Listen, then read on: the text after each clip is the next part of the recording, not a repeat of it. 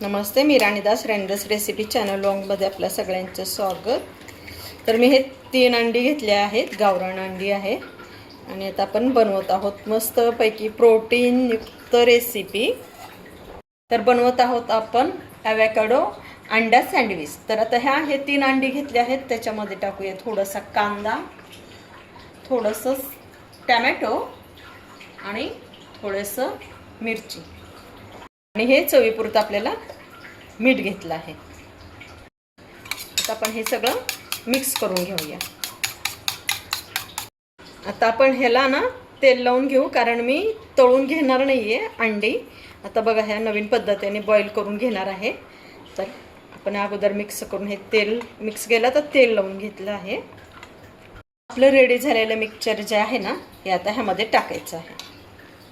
थोडं थोडंच टाकायचं.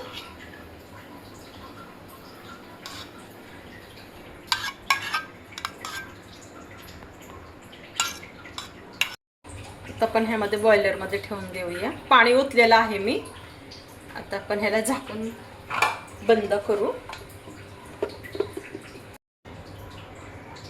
आता आपण हे चालू केलेलं आहे आणि 15 मिनिट थांबायचं आहे. आता आपण हे ना बॉईल झाले का पाहूया. वाव, मस्त बॉईल झालेला आहे. काढून घेऊया.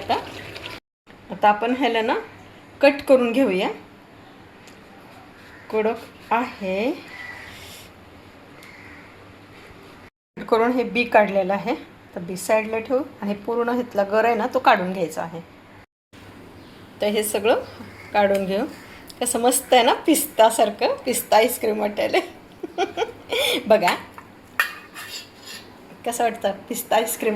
आता आपण ना ह्याला मॅश करून घेऊया. मॅश केला आहे. तर ह्यामध्ये ना आता थोडीशी 2-4 मिरच्या मी तिखटवाली घेतली आहे. कांदा घेतलेला आहे. कोथिंबीर स्वच्छ धुवून घेतली आहे आणि टॅमॅटो बारीक चिरून घेतले. सगळं मिक्स करायचं आहे.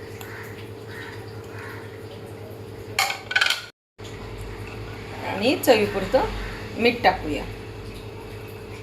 गॅस चालू केला आहे आणि मी आता तव्यावरती तूप टाकून घेते. आता तुम्हाला तूप तेल काय आवडेल ते लावून घ्या तव्याला. आता काय ना, विऱ्याला व्हेज बनवायचं, त्यामुळे मी काय ह्याच्यावर आपण जे बॉईल केलेला अंडा आहे ना, ते काही टाकणार नाही आहे.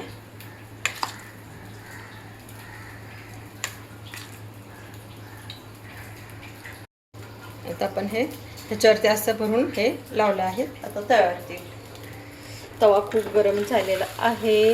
हे असं सगळं पसरून घेऊया. अजून एक करून घेऊया. तूप टाकते.